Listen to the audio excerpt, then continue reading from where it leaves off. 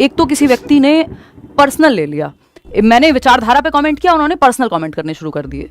तो अगर आप ये कहेंगे तो मेरे पास शब्दों की कोई कमी नहीं है, डेटा की कोई कमी नहीं है, अगर मैं चाहूँ तो ये बहुत लंबा खींचा जा सकता है, बट मैं इसको अवॉइड करूंगी। आपको बहुत 2-3 बातों में उत्तर दे दिया जाएगा क्योंकि ये पर्सनल अटैक जैसा हो गया, तो जवाब देना ही पड़ेगा। आज नोटिफिकेशन आ गया, इससे बात पलट नहीं जाती है। 4 दिन पहले अगर कोई बता भी दे, पहली बात तो ये आज भी अनएथिकल है, इमोरल है ये काम, कि जो एम्प्लॉय है या कोई व्यक्ति अगर डिपार्टमेंट में भी है उसको वो इन्फॉर्मेशन अलाउड नहीं होती कि आप ऐसे फालतू में शेयर करते फिरें।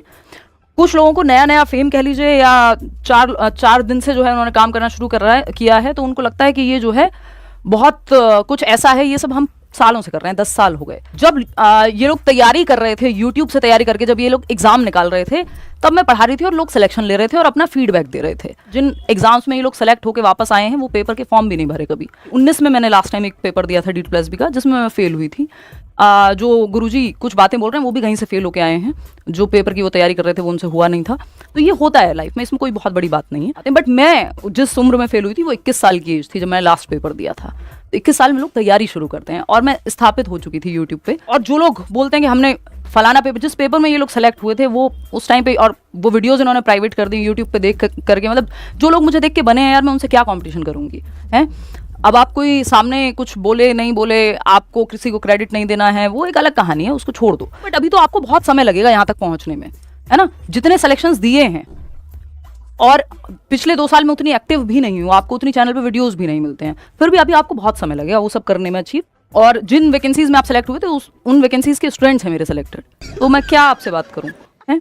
आप विराट कोहली के कोच को इसलिए नहीं जानते हैं कि उन्होंने इतनी सेंचुरीज मारी थी, उन्होंने अपना काम सही से कर दिया। और ये कोई मैंने नहीं कर दिया है कि ये लोग रैंक 1 लेकर के आ जा रहे हैं तो मेरी ये अचीवमेंट हो गई।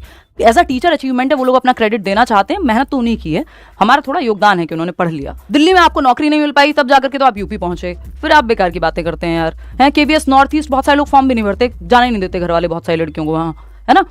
तो ये कोई बहुत तीर नहीं मार लिया आपने। और तुक्के से एक बार चलती है चीज़, 2 बार चलती है, 10 साल तक कंसिस्टेंटली रिजल्ट देना ये तुक्का नहीं होता। हो सकता है आपका लग गया हो तो आपको ऐसा लग रहा होगा, है ना। मेरे केस में तो प्योर कंटेंट दिया है और लोगों ने इंस्पायर होके वैसी चीज़ें क्रिएट भी की हैं। नौकरी या पेपर नहीं हुआ, रीज़न ये नहीं है, नौकरी के मौके 2 बार मिले, वो भी दिल्ली में करने के, बाहर नहीं, दिल्ली में करने के, क्योंकि दिल्ली से हैं तो दिल्ली में ही प्रेफरेंस रहती है। किया नहीं ज्वाइन, ली नहीं, है ना, समझ रहे हो। और उम्र भी देखो अपनी, कम से कम अपनी एज बताओ आकर के, मैं दिखाती हूँ अपना सर्टिफिकेट, पता लगेगा कितना अंतर है। तो कम से कम अपने से पहले आए हुए, पूरी जिन्होंने स्टेज जमाई, पूरा माहौल सेट किया आपके लिए, उन लोगों को क्रेडिट देना सीखिए, ना कि उनको फालतू में क्रिटिसाइज करना।